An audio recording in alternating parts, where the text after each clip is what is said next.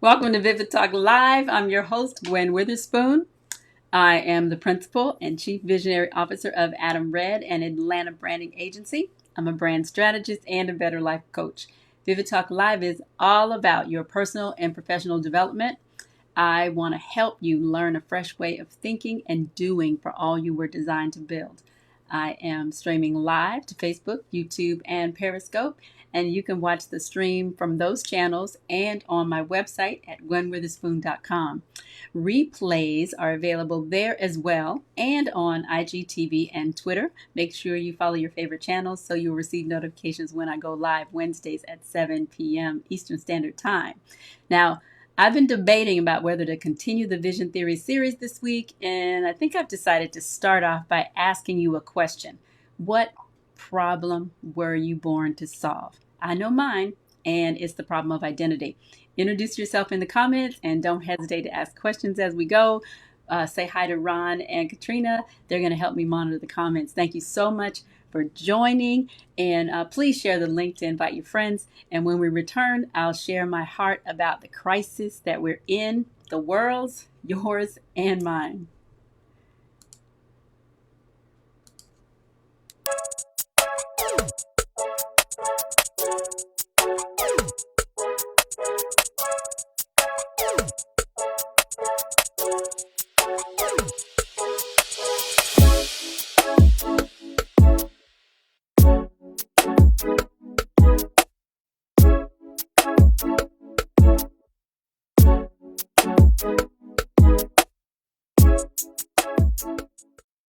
We're getting started late tonight because I had yet another technical difficulty. The camera decided it didn't want to work, so we got that worked out, and I'm excited to just jump in.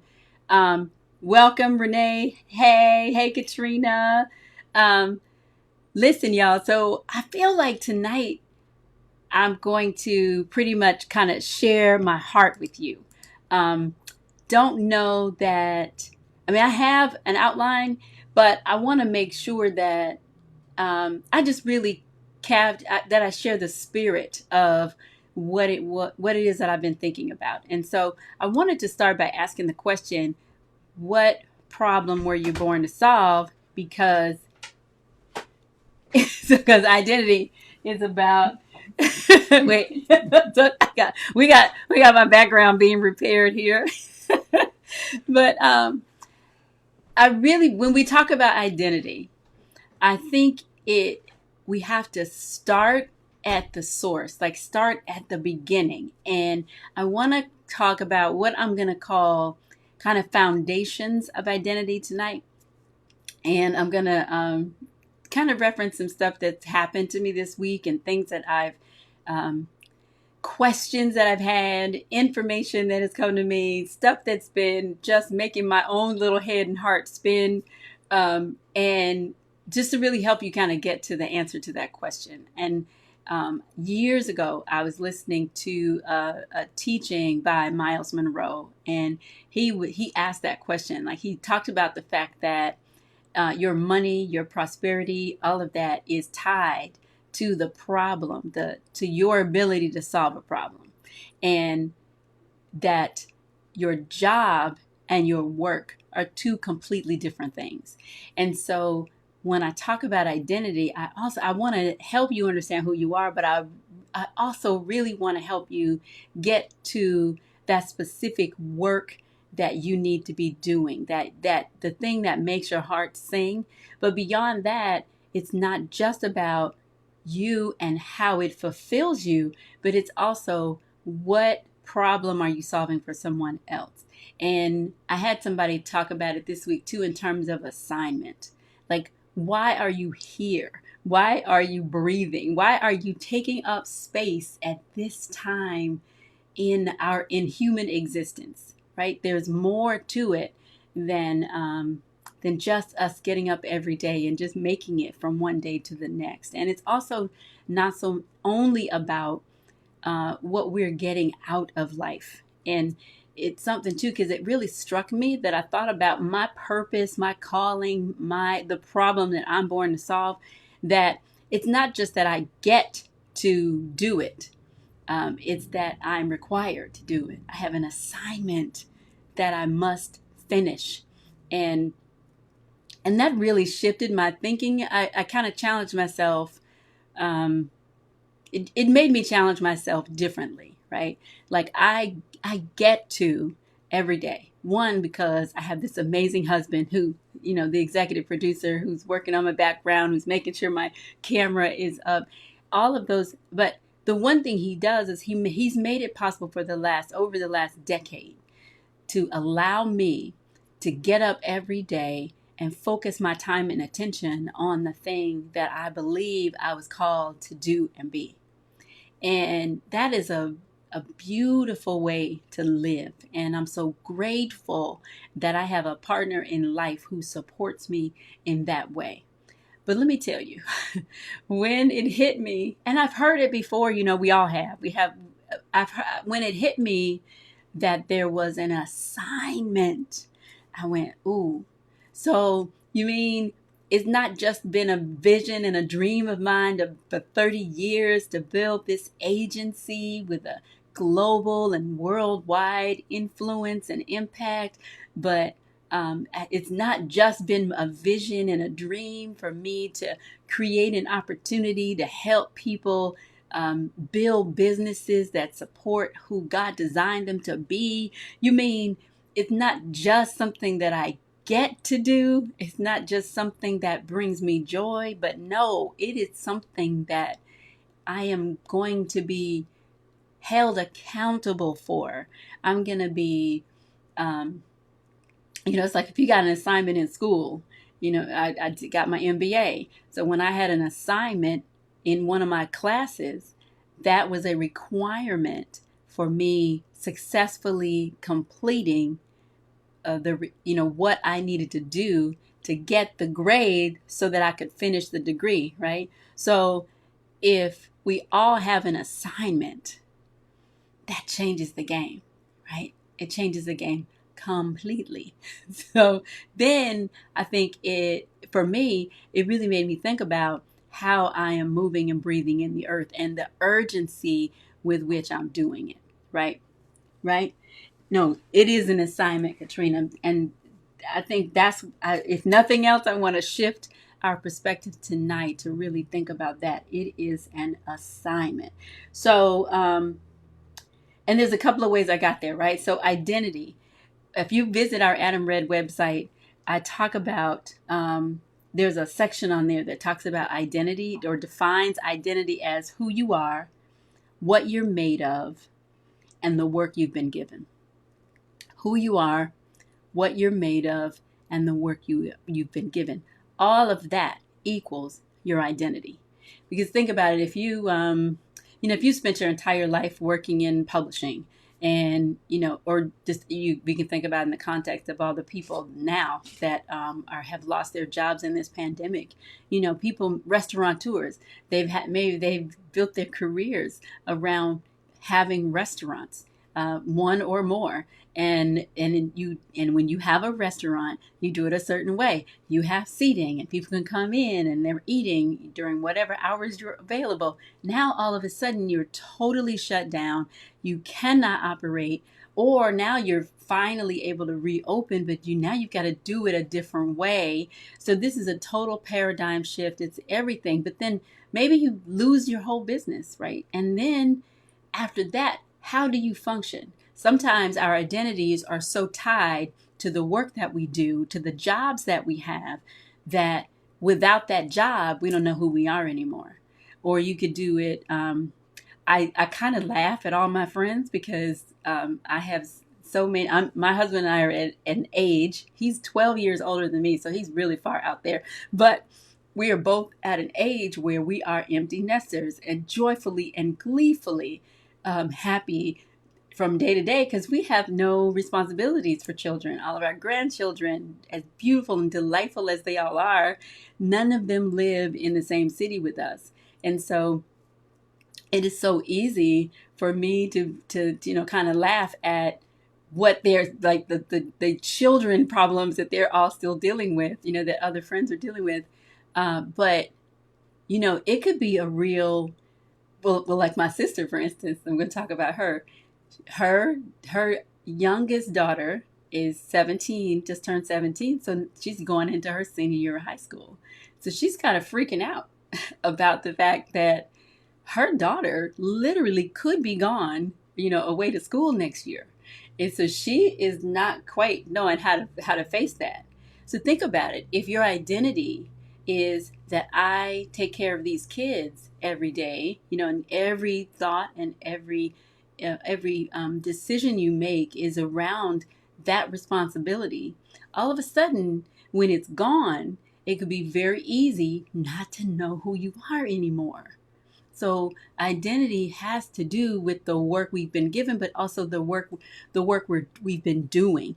How you've been showing up in the earth says a lot, speaks to you a lot about who you are. We have this major political divide, and a lot of it has come out of the fact that people they lost their livelihoods, and then they look up and see someone else thriving and prospering and doing something different, and that it's at the expense of their livelihood. So now, not only am I mad at you, but now I'm really looking at who am I? So then I start to cling to everything that, every way that I define myself. And so now that's all these wars that we're having among each other and these racial issues. A lot of that is coming, Confederate southern states, people in southern states fighting for their heritage from a statue, like heritage. It's not right. So anyway, my point is that what we're doing, what we, how we see ourselves, the work we do, all of those things that defines a part of our identity. And when we lose that can kind of create a crisis, right? What we're made of. So what you're made of is really, it's a lifelong quest to really understand fully who you are, what you're capable of, like what has been deposited on the inside of you. I think the biggest task is trying to recognize what it is so that you can value it in enough and so you can nurture it. What we all tend to do is whatever comes naturally to us, it's very easy for us to take that for granted. And so if you're taking what you're made of for granted, you certainly can't invest in it. You certainly can't really develop it fully because you don't even recognize that it's there and that it's something valuable to be used and applied. It's so much easier to look at what everybody else is doing and compare yourself to that and say, man, I really wish I was like that or I had that kind of ability, right? Rather than recognizing that your ability is exactly the equipment that you need to finish your assignment. That every resource that you need is already inside of you. And like a diamond, like a pearl, it has to be mined and cultivated. And what do you say? What do you like? How you chisel a diamond? What do you do with it? Whatever, cut. It has to be cut and fashioned and framed, right? And just developed. And so you have to understand that about yourself, okay? And I've mentioned many times that I'm all about the assessments. An assessment is a starting point to help you kind of get to that. And the other piece, all of it, that who you are. Whew. Forgive me. So this reminds me of just something that happened this week. And I'll do my best to explain it and not just melt in tears. But I pledged a sorority in college, a black sorority, historically the black sorority. And I, as a creative person, one of the things I love the most about my Greek experience is stepping. And I was my nickname was Sister Melodious Delta 2. Shout out to Sister Melodious Delta 1, but Tere Quinn. She's not Quinn anymore, but her maiden name was Quinn.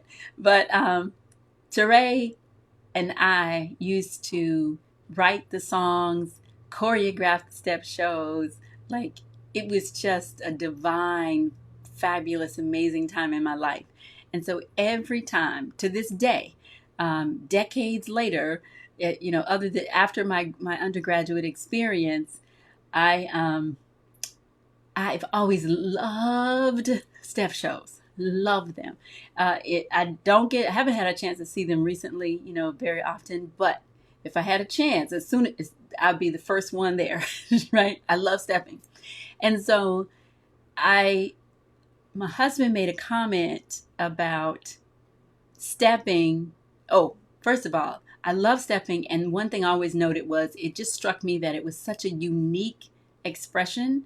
We have, I was a cheerleader, you have drill teams, you have all these different things, these forms of collective and group dance and movement, but I just couldn't see anything like that. And I just felt, I always marked in myself, man, it's just so unique. And so I think that was one of the things that really drew me to it as well. But so the long story short is, my husband last week says to me, because I don't even remember how it came up, but he says to me, well, that has roots in Africa. And I said, no, I didn't know that. And he told me to look up gum boot dancers. And so I Googled it, looked it up on YouTube, and really, you can see now it still messes me up. So that happened. And then my husband also loves to cook. And so he's constantly looking up recipes and doing things. And we watch a lot of cooking shows on Netflix. And so he was watching a series on the Gullah Geechee community in South Carolina. And so I looked up from whatever it was I was doing and started watching it too, and I heard they were talking about the fact that I have to tell you this whole thing just so you understand why this is making me so emotional. But so Africans on the coast of Africa, they were known for rice, planting and harvesting rice.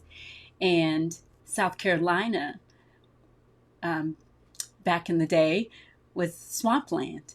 And so colonizers and slave masters, they went to Africa, enslaved our ancestors, brought them to South Carolina so that they could clear those swamplands and plant rice. And so when they brought Africans from all these different countries or in these different places, they all had different languages. And when they worked together and lived together, they started mixing their languages together with English that they were being taught by the slave owners. And so that is how we got broken English. They created their own language, but then that's also how we got broken English. And so what struck me about both of these situations last week was in the middle of this crisis that the civil rights, civil unrest crisis that we're going through. It made me think of it really impacted me because it made me think about how important it was for us to understand our origins, right? That I was so, and you can see still affected by the fact that it's like, wow, here we are thinking that the way we speak, my parents are from the South. I was technically born in Georgia, even though I grew up in the North. So as Southern people and as Black people, we talk about our Black culture and all of that. And in our ignorance, because our identities were basically just stripped. We don't know exactly where we came from because of the legacy of slavery. And so because we don't fully understand the origins, how can we fully understand ourselves?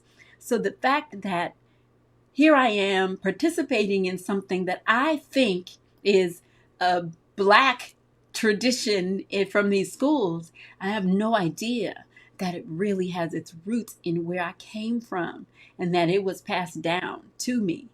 And so part of one of the foundations of identity is understanding origin. And so let's go back.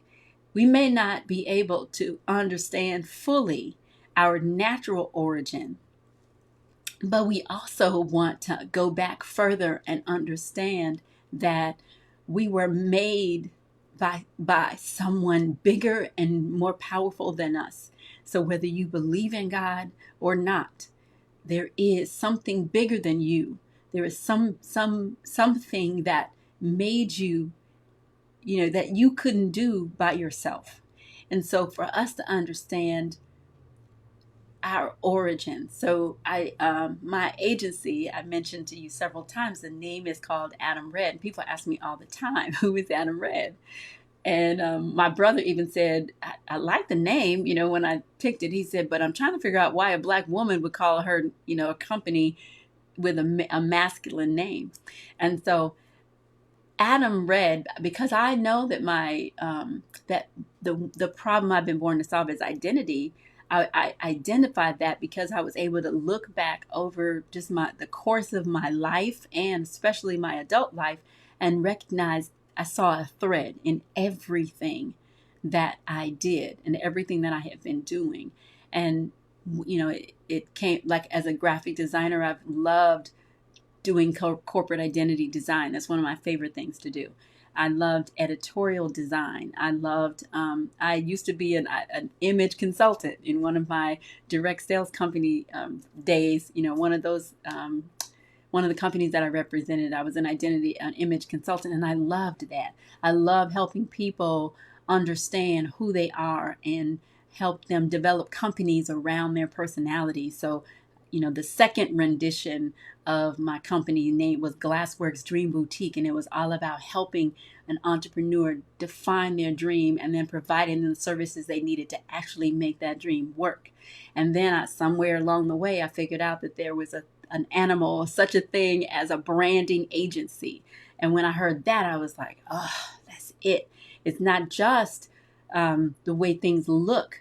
I love corporate identity, but I also want to help build something that works and that helps that entrepreneur to invest themselves fully in the earth. So having a branding agency makes so much sense because of what I care about, right? So I think we have to understand that comes from somewhere bigger and deeper than ourselves. And so when I was trying to change that company name from Glassworks Dream Boutique, and I knew it needed to change, there was just this time that went on where God was kind of helping me to rebrand myself. Then when I came up with the name Adam, actually it came because, so again, I mentioned before that everything I do has some biblical origin, whether you know it or not, or whether I say that specifically. But in the process of trying to name my company, it was the hardest project I've ever done. And normally I get things pretty quickly, but this one was really difficult. And so after struggling for what felt like an eternity, I went to bed one night and woke up the next morning. And the first thought that came to my mind was, well, Adam did name everything. And I went, wait, what? And so I went and looked in the scriptures, and, you go to Genesis and it talks about the fact that after God made everything, spoke everything into existence, he put Adam in the garden to see what he would call them. So that made me investigate. Like, I love word studies because I'm a poet. I love words. So I looked up the meaning of the name Adam. So the meaning of the name Adam it means maker. Isn't that good? It means maker. And and when I studied more, it really led me to the word productivity. And so if you listen to me for any amount of time, you're going to hear me talking about identity and productivity. And I believe that part of my calling is helping you to build businesses based on that. And so that's why I have an agency, right? Because I believe that part of my assignment is to help you, me, and everybody I can come in contact with, help you be more productive, help you to produce. The name Adam also means ruddy, and it means earth. And so ruddy, I see, when I hear that, I think about the color of this Georgia soil, this red earth. And so the name Adam Red literally just means Adam, and it speaks about origins and productivity. And she said, "You're right." I love it. Ron says DNA gets a starting point. And yes, and so I talk a lot about, I have a whole system that God has given me around defining your corporate DNA. But see, your corporate DNA starts with you. It starts with understanding fully what you are made of and where you came from and what your assignment is and what are you supposed to be building and producing. When the scripture says, be fruitful and multiply, go have dominion. Having dominion is not about dominating a person, dominating each other. And so that's kind of the trick of the enemy, to get us fighting each other and getting us into race wars and comparing ourselves and saying, okay, I'm lighter than you, so I'm better. Like that's really a trick. And because your assignment is to dominate by providing the solution that you were born to provide, for you to be the answer to the problems that are surrounding you. And really, and I'll go back to the problem. And I'm grateful that Miles Monroe taught me that idea, because if you can break down what it is, the one problem you were born to solve, really in one word, your whole life gets a lot simpler. Now we can allow it to be confused by all the voices that we're hearing around us. And so it's interesting how this whole thing is materializing, because one of the things I asked a friend earlier this weekend, I asked her, what prophetic voices are you listening to right now? Because I really trusted her, and her ability to hear, and just her spiritual and natural insight. So I was like, what voices are you listening to? And so I think even once you get a sense of what that problem is, and you can break it down in one word, it's so easy then to get distracted and confused because we're listening to too many voices, or we're listening to the wrong voices. And I think there's a certain amount of discipline that we have to employ. We just have to employ discipline, period, in order for us to fully understand our identity, to fully understand, to lay a really solid foundation for our identity so that we can build on it. And let's see. So another thing I wanted to talk, again, I told you I'm kind of sharing my heart, right? Another thing that hit me this week too was the word revelation. So Proverbs 29:18 says, without a vision, the people perish. And the New King James Version says, without a revelation of what God is doing. So revelation is the thing we need. So when I talk about getting a vision for every area of life, we need to get a revelation. And that really, the revelation is not, I get a revelation for my home, for my insides, for my personal life. I get a revelation for my family. I'm going to get a different revelation for my business. Really, it's, I need to get a revelation of the problem I was born to solve. And she said, why is your mouth hanging open? Really, y'all, I'm doing everything I can to keep myself from crying, so forgive me. We don't need multiple revelations and different visions for different areas of our lives. And I guess I'm getting that clarity even just as I'm saying it. We need a revelation, one revelation of the problem we were born to solve. And then we need to build every area of our lives around that one revelation. And that goes back to when I was talking about building on your strengths. Let's not waste so much time and energy about what we're not good at, what we can't do, who does it better, who did it before you, who's doing it already. You have to focus on what you were called and what you were given to do, that one problem, and you build you build that, a revelation of that into every area of your life. And then every area of your life has an opportunity to prosper and thrive. And then you can live your life at play, like we talked about last week. And play is about finding meaning, that you got to identify your strengths. Strengths plus meaning divided by time equals play, right? So you got to know what your strengths are. So my strength is in identity. And so when we talk about voices, so I was asking her about prophecy. And so I looked up the word prophecy just in the definition, right? Because sometimes we can use these spiritual words and really not fully understand, or we take whatever definition we got when we first heard that word, or we've accepted how somebody else defines it and said this is what it's supposed to be. And so then we don't go any further and we miss out on the revelation, like on the depth of how that really can affect our own lives. And so I looked it up. Prophecy. It's a divinely inspired prediction, instruction, or exhortation. A divinely inspired. And I really want to focus on that divine and that inspiration. This like is the breath.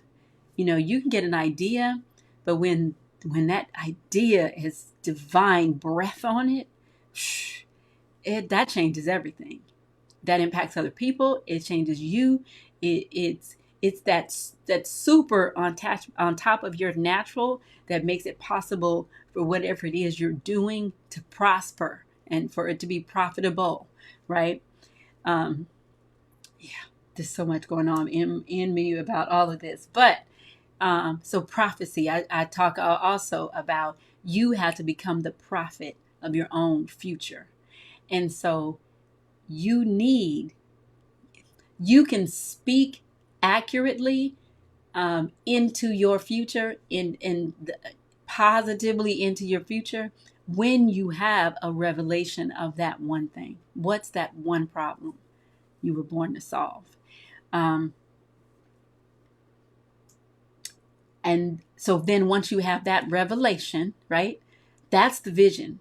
So really, I guess now I'm recognizing I've been talking about vision as a vision to do something, but what we really need is a revelation of what the problem we're born to solve. And then the things that we do, they could be multiple and they could be in different areas. So we solve that problem in every area and no matter what it is we're doing. So it could be creating a product. It could be providing a service. It could be, it just could be any number of things. It could be investing solving that problem in your own children, in your siblings, in your marriage, in your husband, your siblings, in your family. It means that wherever you go, you are bringing that to the situation. And you can do that in a number of different ways. And that brings clarity. That is focus. If you're writing something, you're writing to solve that problem, right? And then I think we need to, the other foundation stone for identity is we need to really understand our source. And that went back to the whole Africa and stepping. That wrecks me. I still, every time I think about it, because it just made me sad to understand the depth of what has been taken. The depth of what we're missing. I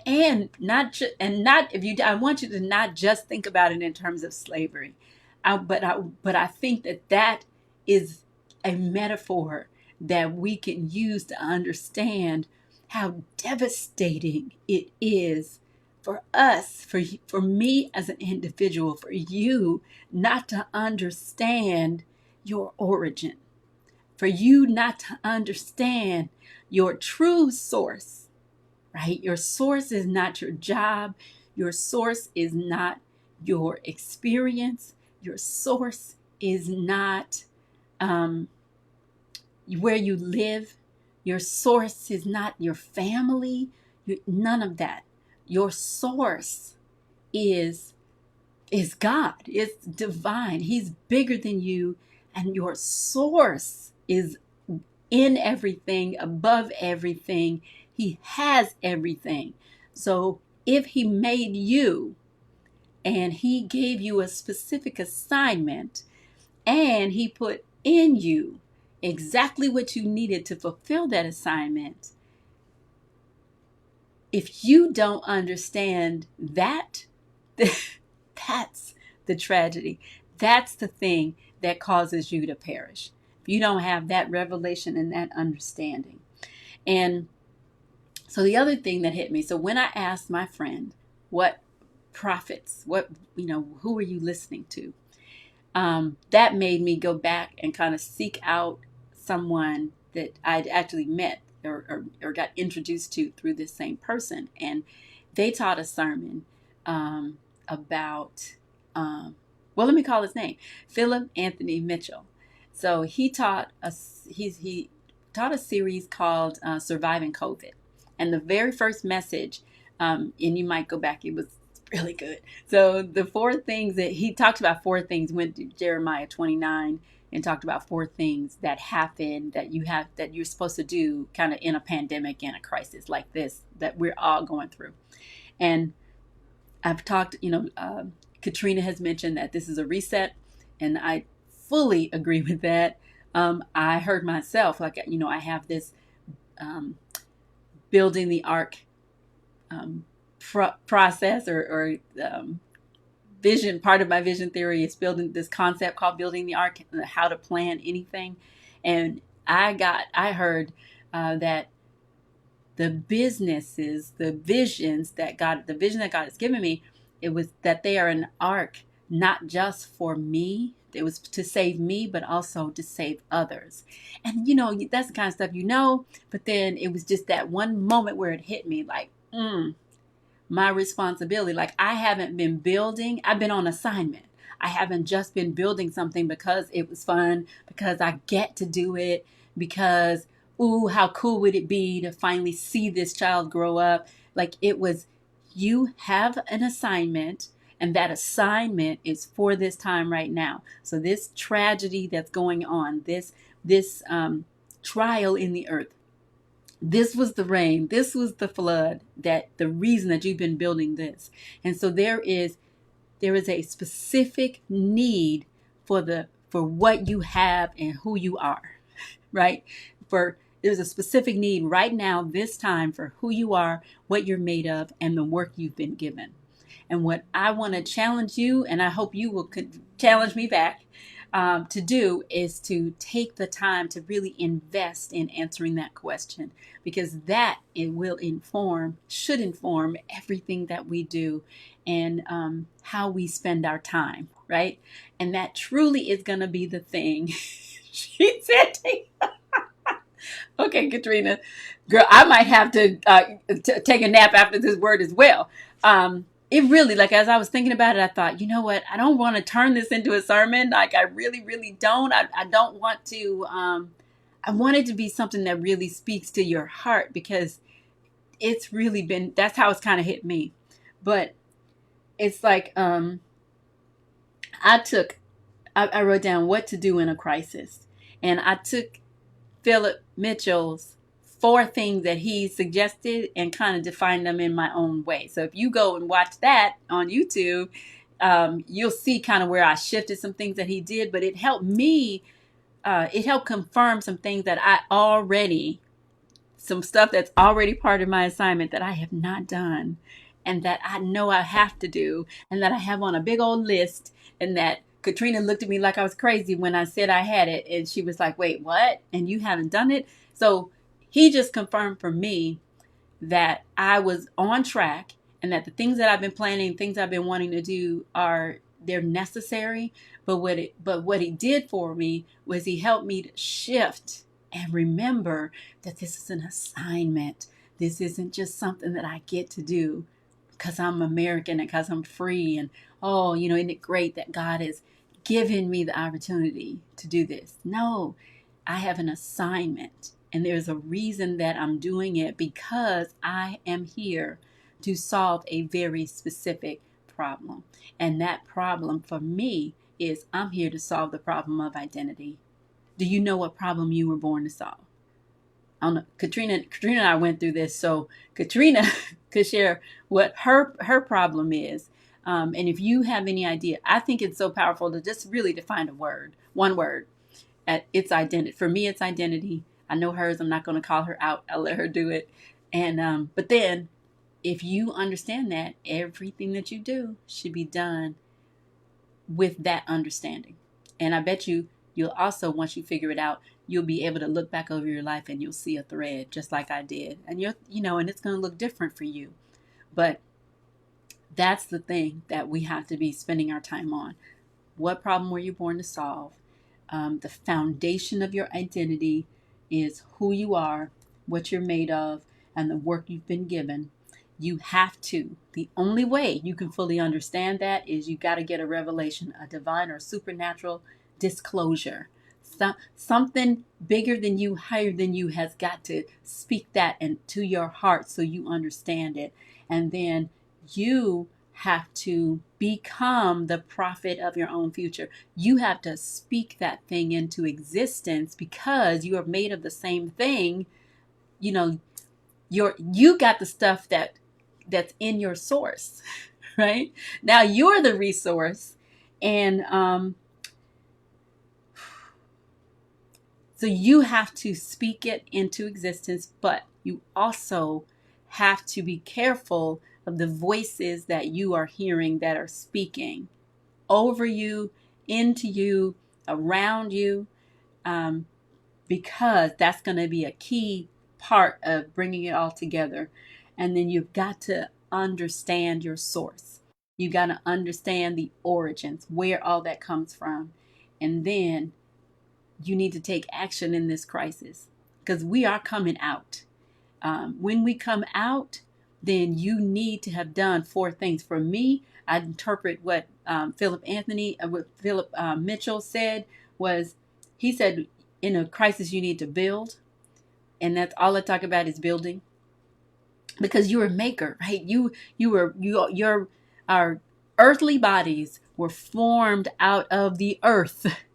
Right? What does Adam mean? Adam means maker. It means productivity. It means earth. Like the earth is the building material for your earthly body, right? And so you were formed out of the earth.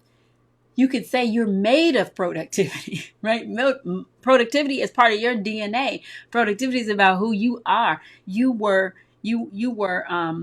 given the ability to call those things that be not as though they were, to speak things into existence, to prophesy your own future, to change the any situation really with your own declarations, right? So you are made to build. And then the second thing he talked about was planting, that you have to plant. So this is the time to create those extra products. Renee, I know you're working on them. This is the time to build that brand, Katrina. This is the time, right? And I don't know who else is on, but this is the time to do it, to plant it, to cultivate it.